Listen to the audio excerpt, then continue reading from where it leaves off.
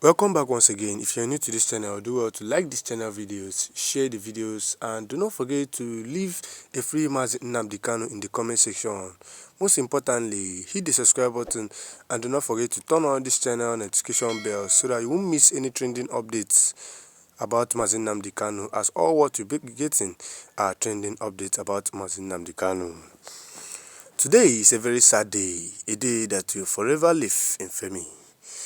The Nnamdi Kanu release is becoming more tense, and this is why the protest coming on October 28th has become more urgent and compelling. As we all know that currently now, the Nnamdi Kanu's case has been adjourned to 23rd October for commencement of his defense. You can now see that these people are looking for something against Nnamdi Kanu. The judge held that DSA's medical facility is adequate for his medical care and that Nnamdi Kanu has until 30th October to close his defense. You can now see that Nnamdi Kanu is trying to prove a point. But Tinubu and his people know exactly what they are doing. They are forging things to make it look as if Nnamdi Kanu. Meanwhile, Nnamdi Kanu doesn't even know anything about all the reports that Tinubu and his people are filing for him. Well, I blame Omotosho on this, because if Omotosho had to do the basic things right, Nnamdi Kanu will not be detained, and Nnamdi Kanu is supposed to be released by now. Federal Republic of Nigeria versus Nnamdi Kanu has convened. Well, this is not good news for all Nigerians. This is why the October 20th protest, we need to come out in solidarity for Nnamdi Kanu, because enough is enough. All this has to stop. Nnamdi Kanu must be set free. Well, before we go into full details to know what the NMA had to say about Nnamdi Kanu's health issues, I would love us to watch these videos I'll be dropping for you guys, and when we are back, we'll get back into full details.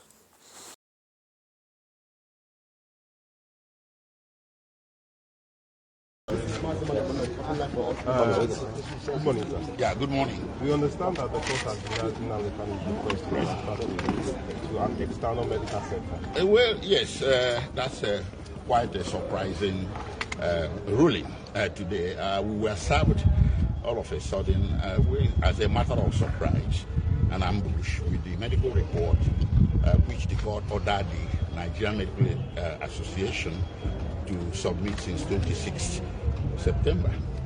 So that medical report that we were served is dated 10th October. And it was today that we were served in open court with it. So, well, you can say that the defense had no ample opportunity to react to it. It was more of an ambush. But nonetheless, the court had ordered further that Nnamdi Kanu be examined by the Nigerian Medical Association. That examination was never carried out, and the order was entered on 26th September and restated on 8th October.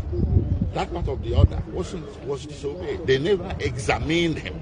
So the report is based on some informal meeting they held with Nnamdi Kanu as far back as 18th September at the DSS headquarters in Abuja. They were invited to do that by the DSS. The court and the DSS are not the same. So what we have in court, or what we were served in court today, quite frankly, we cannot be sure where it emanated from. It is despicable. We take a serious exception to the fact that the doctor that examined Onyendo Nnamdi Kanu, emeritus professor of medicine, well renowned all over the world, that someone from the government side reported him to the Nigerian Medical Association, and he was summoned to Lagos to face a panel, all because he returned the truthful diagnosis on Nnamdi Kanu. So this persecution knows no bounds. We are wondering when they are going to come after the lawyers as well. They are now going after the doctors. The idea that the doctor, the primary physician for Nnamdi Kanu, chosen by him, is being intimidated by the government is despicable. The primary goal of everybody should be the health condition of Nnamdi Kanu. Welcome back once again. I believe we've all watched the two videos that recently played now on your screen. And I am very certain that you guys understand what Aloy Ejimako is trying to tell us. He is trying to tell us that these people know exactly what they are doing. They know exactly what they are doing. Because how will a doctor come to check up on Mazi Nnamdi Kanu's health, and then someone from the government side reports the case to the Nigerian Medical Association? Why would the government send someone to do something like that? This is to tell you that they know exactly what they are doing. Yes, I'm certain about that. They know what they are doing. But I'm very sure God will expose them one by one after Mazi Nnamdi Kanu will be released on the October 20th after the peaceful protest. So guys, without wasting much of your time, we'll be getting into full details so that we'll know the statement the Nigerian Medical Association NMA had to say concerning this. Now we get into full details. Kanu's ailment not life-threatening, fit to stand trial. This was a statement made by the NMA. Now we read in full details. The Nigerian Medical Association on Thursday informed the Federal High Court in Abuja that the illness of the leader of the indigenous people of Biafra, Nnamdi Kanu, is not life-threatening. The medical panel set up by the NMA president said it had concluded the health assessment ordered by the court on the IPOB leader and found that Kanu is fit to stand trial. About 2 weeks ago, the trial judge, Justice James Omotosho, directed the association to independently assess Kanu's health status following conflicting medical reports presented by the defense and the prosecution. Kanu is currently being prosecuted by the federal government on charges relating to alleged terrorism.